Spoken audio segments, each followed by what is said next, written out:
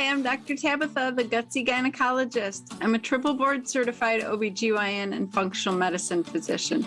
I've embraced the world of functional medicine and wellness through my own personal health journey, and I'm super excited to share my wisdom and unique perspective as it pertains to women's health. After caring for thousands of women, I've come to realize that your gut health determines your gyne health and your overall health. And it's a super gutsy thing for me to go against conventional gynecology practice to bring you the truth. No more Band-Aid medicine, ladies. We're talking root cause resolution on this show. So if you're struggling with hormone imbalance, weight gain, period issues, anxiety, insomnia, you name it, then you've come to the right place. And I want to be your gutsy gynecologist. So welcome. Hi, ladies. Welcome back. So this week, we're going to talk about food yet again because it's that important. I can't emphasize this enough.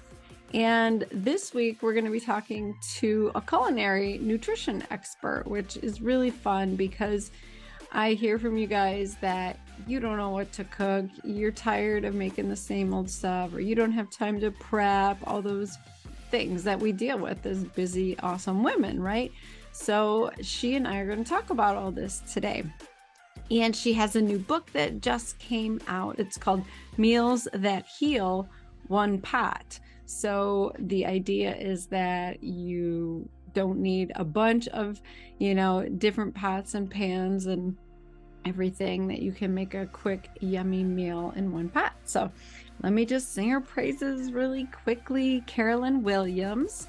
She's a PhD and registered dietitian. She's a leading culinary nutrition expert and a 2017 James Beard Journalism Award winner. She's developed a knack for breaking down complex science into quick, reader-friendly tips.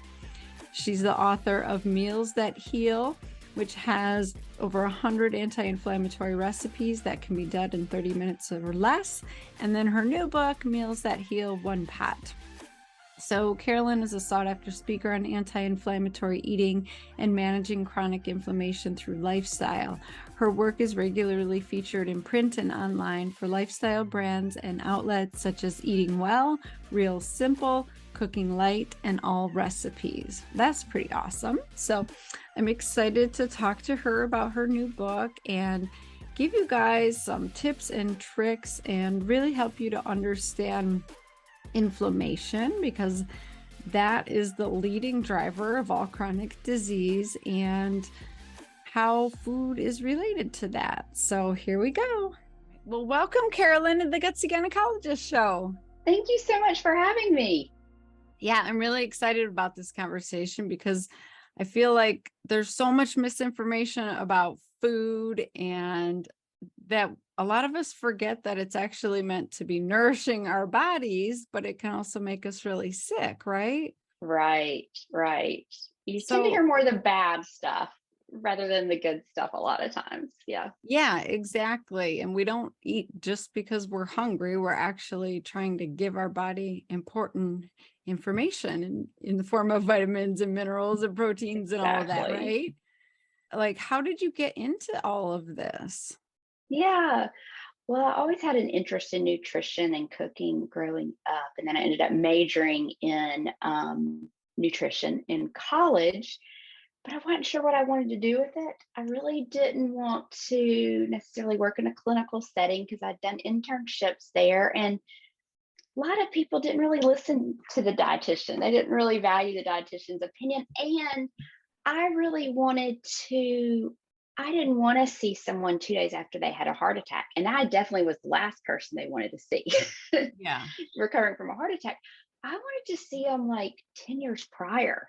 Let's maybe see if we can prevent this totally. So I really love the preventive side. And so that's where largely my practice has focused. And my practice is really writing communications for media. I've kind of developed a niche where I can take like a big complex subject and break it down really simple and like, okay, here's what you need to know in regard to this topic when you go to the grocery store tonight. I love it. And I like doing that for people. Yeah. So So in that idea, let's talk about inflammation because that's your jam, right? You're really good at yeah, explaining it. And I think people hear that word all the time. It's kind of lost its cachet because like everything's inflammation now, but it really is important for women to understand this and have some idea of how to have an anti-inflammatory diet, right?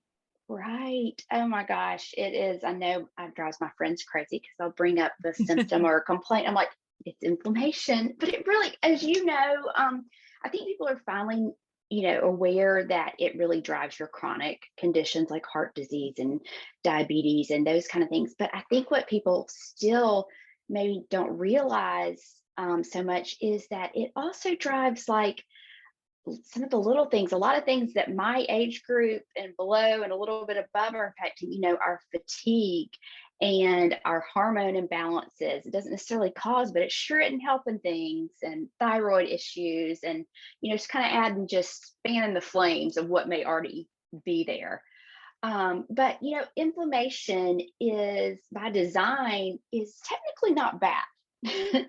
It's more our modern day lifestyle that has created a bad form of it. So, inflammation, as it was designed, is supposed to be acute, which means it comes on, it does its job, and then it dissipates. And it's there, it's a reaction of the immune system that's designed to heal our bodies and to protect our bodies, to fight off bacteria and viruses and those kind of things. And so you see inflammation. It's really easy to see an acute inflammation. Like you get a paper cut, and so now your finger hurts and it's red, or you sprain your ankle and it's swollen, or you have a fever, maybe it's 24-hour fever, and you see that, you feel that, and then but all those things go away. And that's the key with inflammation. Right. The bad inflammation, which you often hear just referred to as inflammation now in the media and in the news, is what I'm really focused on, is kind of become my big interest. And it is lower grade, so it's much more subtle. Like you don't have that fever, you don't have that swelling, at least not initially. And so signs are very subtle, and it sticks around. It doesn't go away. It stays in the body unless you purposely do something. And it's kind of, I tell people, it's kind of like a little motor running in your background. It's not a condition, it's not a, diagnosis, but it's just there.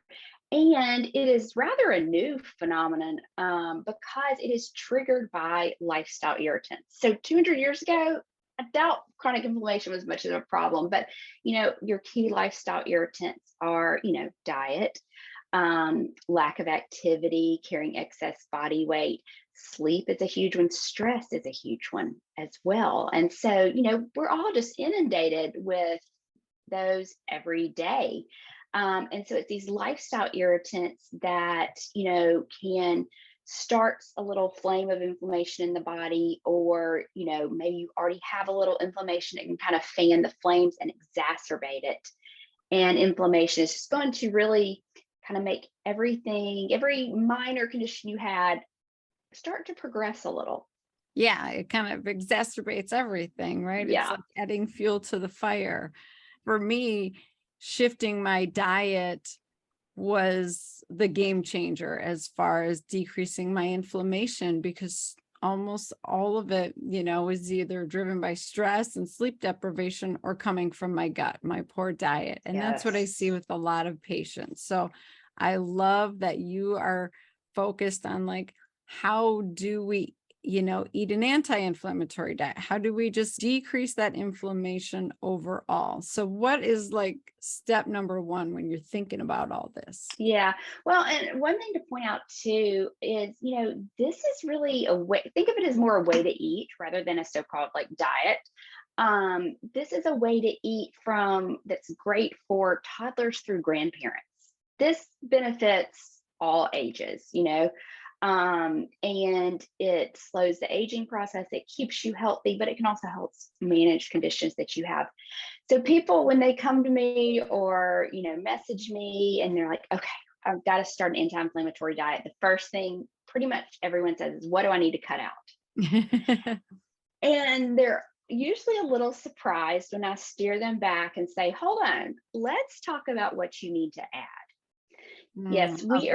we are all getting a lot of irritants through our diet, but we are also, most all of us are not getting near enough of the anti-inflammatory nutrients and compounds that are in food. We are way low in those. And there is so much power in those. And so I really steer people back to, let's start with three things, three kind of groups of foods, and focus on adding those. And then we'll move on to maybe what we need to work on minimizing or reducing that's causing inflammation. So when I was doing all my research, I was just really diving into the research to see, okay, what were the connections between foods? And there were three groups of foods that just became overwhelmingly annoying. They were in every single study, or they had the most research on them in terms of their anti-inflammatory benefits and health benefits from them. And the first was leafy greens. So I tell people, okay, start just by trying to get a cup of leafy greens in a day. Usually the darker the better, but hey, I'll take romaine if that's all you can, get that day. Just a cup of leafy greens, aim for that. And we tend to think of just salads when we say leafy greens, but there are a lot of other options. And it doesn't have to be like you measure a cup of lettuce and put it on your plate. I like to keep baby spinach around because I can use it for grain bowls and I can use it for salads, but I can also stir it into like saucy skillet dishes and spaghetti sauce. I can stir it into soup. So you can do those kind of things. You can put baby spinach on your sandwich, or, you can get it in little ways. So it goes beyond salads. The second one was berries. Aim for 2 to 3 cups a week. They can be frozen or fresh. Often a lot of your frozen berries will have even more nutrients in them because the nutrient loss has been stalled by the freezing. So 2 to 3 cups a week.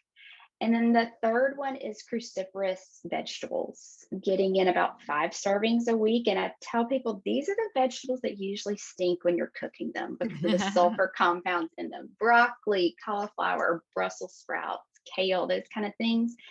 But those sulfur compounds can be really powerful in the body. And so it's key to get those. And there's other food, anti-inflammatory foods that are great, but those were kind of the 3 categories that just rose to the top when I was just looking at, study after study after study. And so I tell people to start there. Maybe you can't do all 3 at once. Start with one, then move on to the second and third. But what you find is that usually naturally also cleans up your diet a little, because now you're getting a lot of this good stuff. And so it kind of naturally, rather than feel like deprivation, it's more you're eating these new foods and these good foods and you like them, and oh, I'm not eating as much fast food or, whatever it is. So it cleans up your diet, and then we can focus on kind of maybe what we need to minimize. The other key place where I tell people to start is gut health, because inflammation really stems from the gut. And I know everybody, we know there's such a focus on gut health and we need a healthy gut. But I don't think people necessarily maybe realize just specifically how it directly impacts your health. And so when you have a healthy gut, you have that diverse and numerous supply of different microbes, bacteria in your gut. And what they do when you eat food and you digest it, they form a kind of protective lining inside the intestinal wall, if you will. And so what they allow all the good stuff from the food you've eaten, like the digested carbohydrates and proteins and vitamins and minerals, they allow those to be absorbed through the intestinal wall and into the bloodstream so the body can use them. But they prevent a lot of the junk in food, the stuff that's not naturally found in food, the chemicals, the additives. They prevent a lot of that from being able to cross the intestinal wall and go into the body. Those things act as irritants. So you're preventing a lot of those inflammatory irritants from being able to enter the body. So when our gut is disrupted, or, we have taken antibiotics, or, we just don't have a strong gut, or we have a less healthy gut. Our microbes are out of balance, may not, the numbers are off. And what results is that microbial lining in the intestinal wall has holes in it. It's not as I guess I don't want to say thorough, but it's not as, think of it just more with holes. It's kind of like a sponge. It's got holes in it. And so now the good stuff from what we eat can pass through into the body, but so can a lot of the junk, those irritants that can trigger inflammation. And that's what you sometimes hear referred to as leaky gut. But, inflammation, really a key component is really, adding those anti-inflammatory foods, but also healing that gut, strengthening that gut. So you stop a lot of the, irritants from getting in the future. Right. And those bacteria that make that mucosal barrier, they are eating what we eat. That is what fuels them to multiply and continue on and to produce their protective chemicals and all of that, right? So Yes. what do good, healthy bacteria love to eat? They love usually your fibrous foods. They love those. So if you're upping your leafy greens, berries, vegetables, then you're going to have, you're getting a lot of fiber. But, upping your produce in general, it's a certain type of fiber in your plant foods, particularly your produce, that are referred to as your prebiotics. And your prebiotics are what our good bacteria, known as probiotics, it's what the probiotics feed on and how they nourish themselves. Love it. So you're not only getting the vitamins and minerals that you need and the antioxidant support to detox all your hormone pathways and everything else, but you're helping keeping your gut lining healthy by feeding those good bacteria and all of that. So that's super important. I love it. So I like the idea of throwing it into stuff you're sauteing, getting it in other ways and not necessarily just eating a salad, because I think some people, it is like, I just don't want that cold salad. I don't like that texture or whatever. And so your new book, does it have a lot of good ideas for other ways to get these leafy greens and everything in there? Yes, definitely. Quick skillet dinners. I just try to work them in little places. And maybe so it's not quite, you hear someone say, I added spinach to that dish. Well, people are assuming, it's going to be like a green dish. I add them in more subtle ways, that just naturally work with the recipe, work with the foods. And in all the recipes, it's called one pot, but it just means like one cooking vessel. So one skillet, one stock pot, one sheet pan, those kind of things. And the meal or that dish can essentially stand alone. You may want to add some sides, but it's got at least, it's got ample protein and it's got fiber and it's got at least, one serving of vegetables in it. That's awesome. So a lot of complaints I get from patients are, I don't have time to cook, I don't know what to cook. Do you have any great suggestions on just like meal prepping and how to decrease the time that we're in the kitchen? Because I really want women to start making their food, but I don't also want them to be in there for 3 hours. Yeah. Well, I'm not huge on like the meal prepping that you see on Instagram. And, those, they're beautiful. There are all these dishes lined up with the same food in them, like 12 for the week. Right. And, that's great for, about 2 meals, but, I don't want the same meal all week. Exactly. No. So, and plus, I don't want to spend my whole afternoon, Sunday afternoon in the kitchen, it's not fun, or you feel like you're missing out on things. So I do something that's a lot, I think, simpler and quicker, but helps me be prepared to throw healthy dishes together. And so I prep what I call meal components, and I buy key things at the grocery that day. That is the one thing that I make myself do, is go to the grocery. if I don't have time for anything else. And so what I mean by that is I'm going to make sure I have leafy greens stocked. I'm going to make sure I have, some bags of vegetables to roast that week, maybe, cauliflower, broccoli, green beans, pretty much roast anything. I am going to try to cook a protein, some type of protein. If we're having chicken for dinner, then I may do make extra so that I have some leftover cooked chicken in the fridge.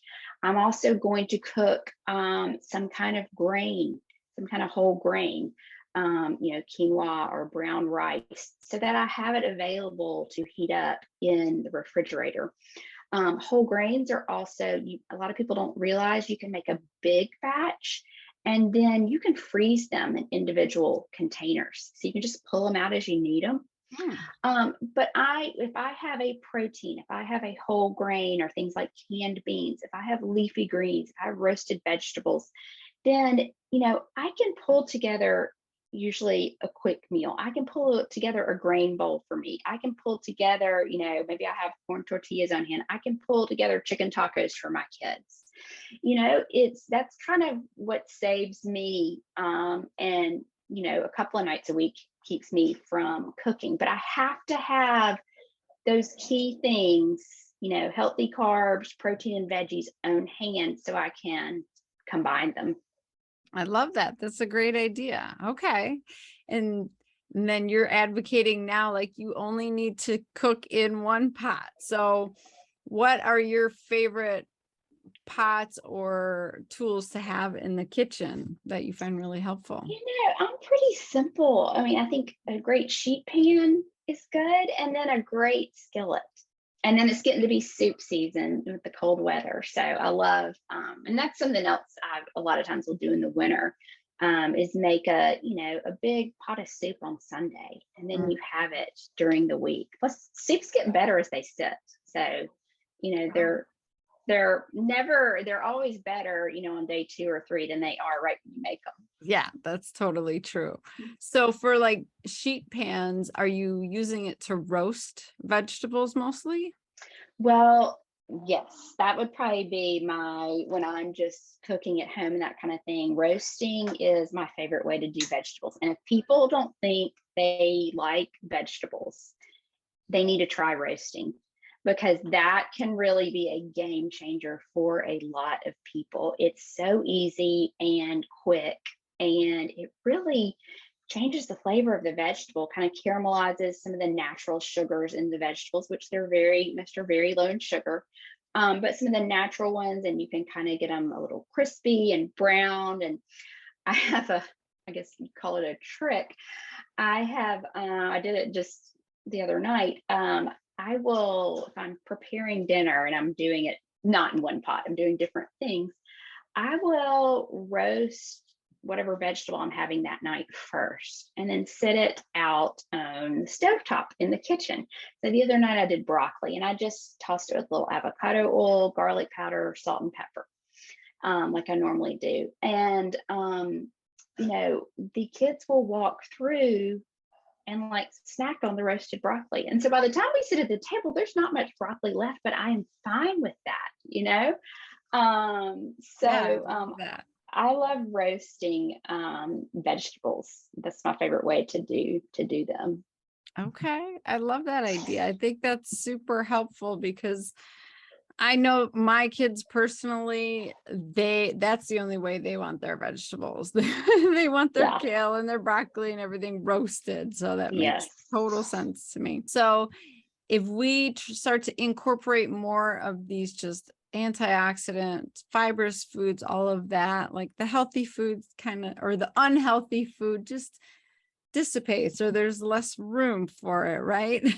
There's less strain, but one of the key things you need to do is also kind of start focusing on your whole or your minimally processed foods. There are healthier processed shortcuts products you can get, and I use those, and I try to highlight those in the book, and I can tell you how to find those. But just not you just don't want the highly processed things, the things with artificial colors, with dyes, with preservatives, with flavorings that just aren't needed, aren't naturally in food. So trying to get more minimally processed food items and whole food items, get those in.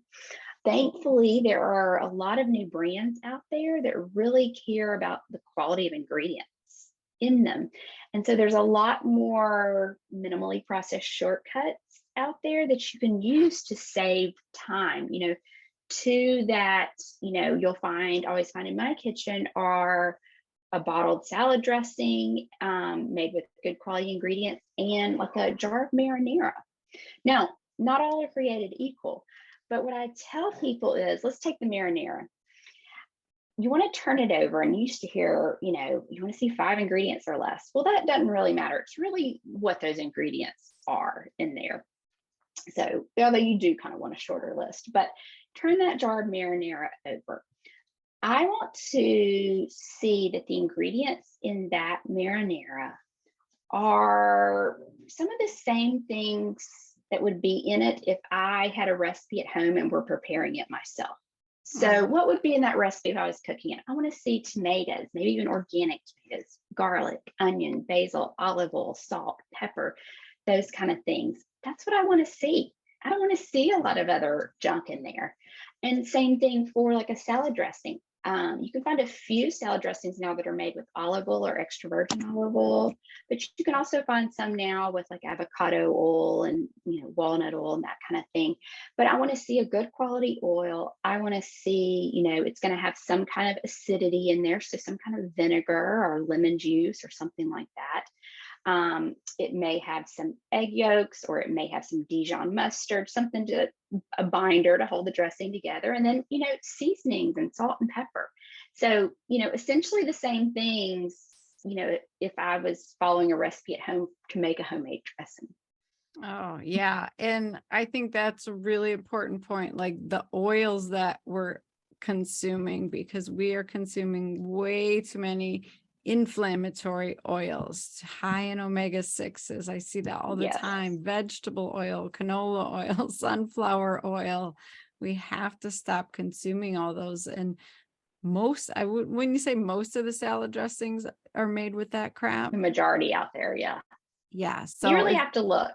You do, but that could be like one simple thing that could really change how you feel. Like when I got rid of those inflammatory oils, I could just tell like my joints didn't hurt as much. I didn't feel so puffy and swollen all the time. Yeah. I remember I used to bake a lot and I would just use so much vegetable oil. It was crazy. It's like so bad for you.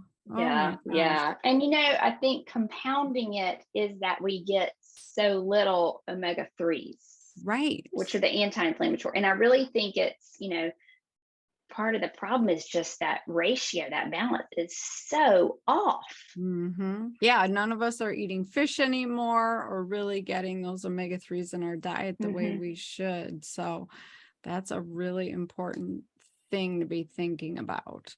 Oh my goodness. So this kind of eating, it's just like how we should be eating to nourish our bodies at every life stage, every age. Yeah. I love that because that makes it so much easier. I'm always hearing like, well, my kids want something different. And do you find like your recipes and ways of cooking are kid friendly? Yes, I try to. Now, it may not be what they were dying to have that night. It never usually is. But yeah, my kids tasted all the recipes in both my cookbooks, and it had to pass my test, as a dietitian nutritionally, but I'm also a foodie at heart. So it really had to be like, okay, this needs to be worth my time in the kitchen after working all day. And then it needs to be things that my kids will eat.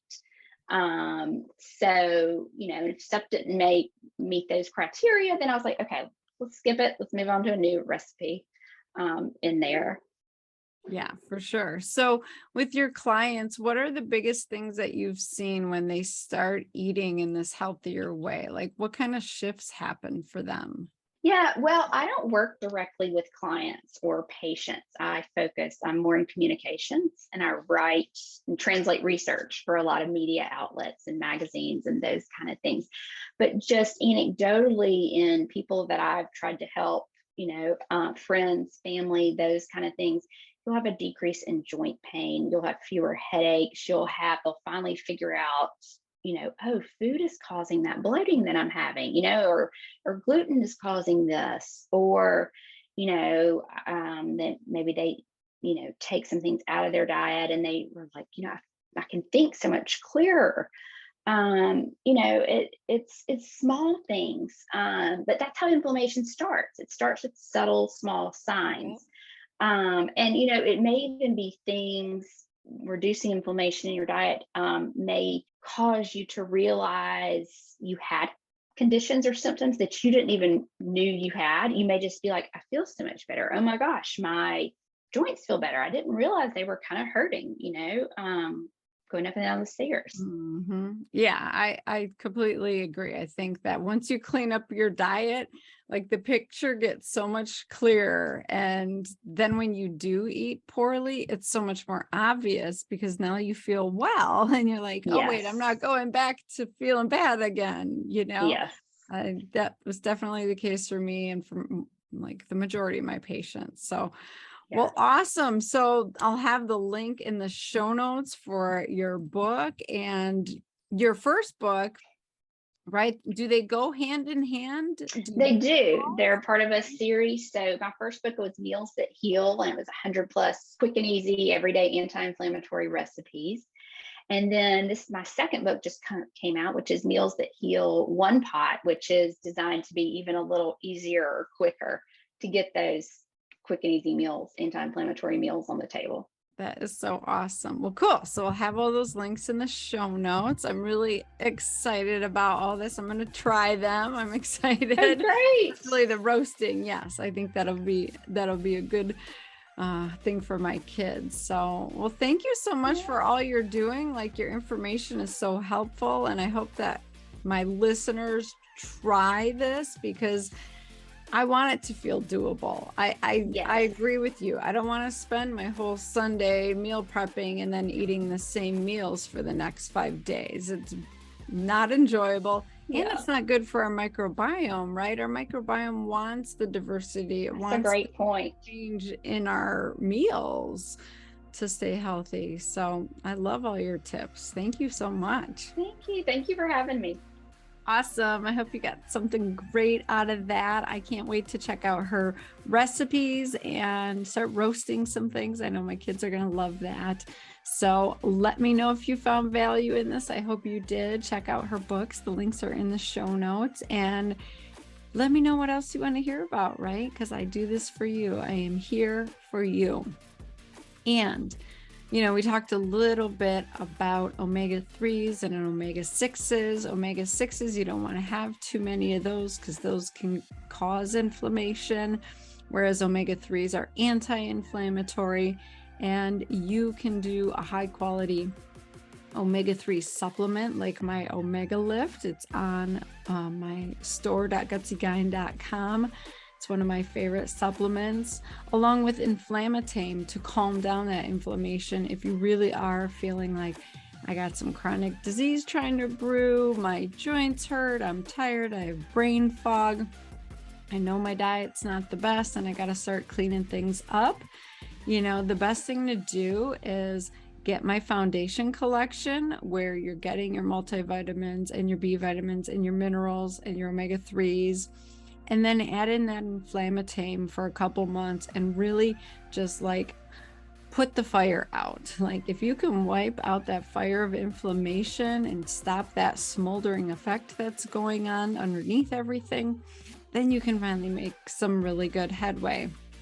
And shifting your diet is definitely a big part of that. So I was thinking I love the idea of Carolyn's new book as a Christmas present or a holiday gift. I think that would be really awesome because we're all looking for new ways to, make quick, healthy, yummy meals. And she has, got it all figured out in a way that you can feed all of your family really quickly and easily. So think about that for a gift this holiday. I think that would be perfect. So check out the links. They're in my show notes.